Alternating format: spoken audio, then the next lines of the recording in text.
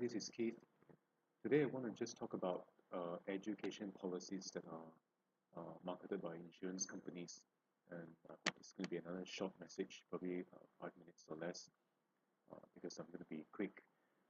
Okay, so education policies are marketed by insurance companies supposedly to help the parent or parents save for their children's tertiary education, right? So, for example, you work out a goal of how much you want to save up for a child's education, probably R1 million right now if you're intending to send your children to an overseas university. When I went to university uh, 13 years ago, when I graduated 13 years ago, the total cost to study in the UK was about, I think I spent about like 300,000 of my father's money, and my brother probably spent a little bit more because he was staying in London.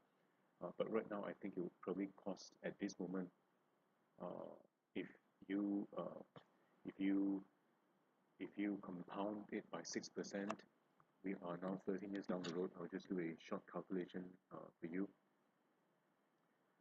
Let me just okay, let's get to the financial calculator.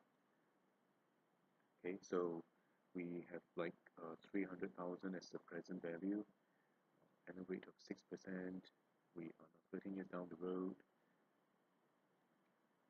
and right now it costs like about 640,000 ringgit to send your child for a 3-year course in the UK, okay, in 2018. So it is expensive to send your children overseas to study, and a lot of parents are subscribed to the education policies uh, marketed by insurance companies. Now, I'll tell you why you shouldn't do that.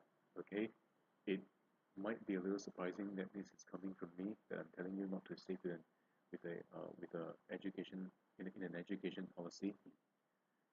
I think you should just buy a normal life insurance product. Okay, just buy a normal life insurance product, because education policies, somehow I do not understand why they work backwards, in the sense that if you buy an education policy with uh, most insurance companies, if not all, okay, uh, you can actually check this out to just verify what I'm saying right here. You don't have to believe me, but please just check it out with your insurance agents, and just to confirm what I'm saying here. When you buy an education policy, the life assured, the person who is being covered, is actually the child. Okay, so that means that you as the parent, if the child dies, then you get a lump sum. Say for example, you're buying a 200,000 ringgit education policy. That 200,000 ringgit is actually covering the child, and if the child dies, the parent gets 200,000 ringgit. Now you as the parent, you don't need the 200,000 ringgit from the child's death. Okay, the child needs the 200,000 ringgit from your death.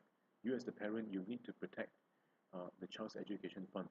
Okay, so what education policies do is that they build in something known as a payer benefit rider, meaning you as a parent, you are saving up for a child's education. If something were to happen to you within this 15 to 20 years that you're doing the saving, then the insurance company actually takes over the savings role for your child, so that by the time he reaches 18 years old or 20 years old, then the savings would have accumulated enough for him to go to university.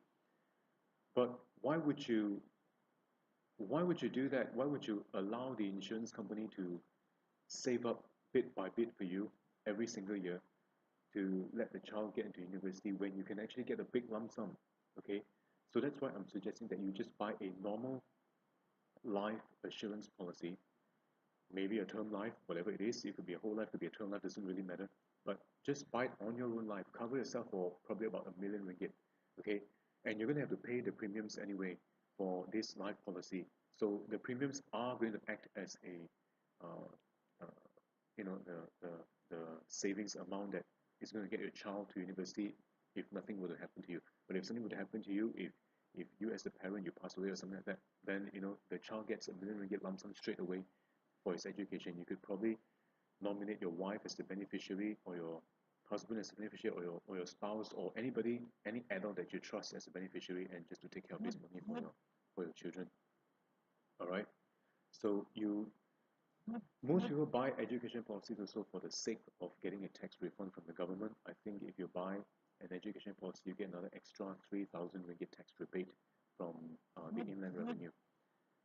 Uh, but I think, you know, if you're buying a normal life insurance policy, and if something happens to you, you're getting the million ringgit lump sum straight away upon death or permanent disability, then really the 3,000 ringgit is negligible if you look at it this way. Okay, I would therefore recommend that you just buy a normal life insurance policy as a summary for the lump sum, instead of having the insurance company saving up bit by bit for your child's education. Okay, so this is all I want to talk about today. Please leave your comments below. If you have any questions, please feel free to just drop me a line uh, on the comment section below. Thank you. Cheers. God bless.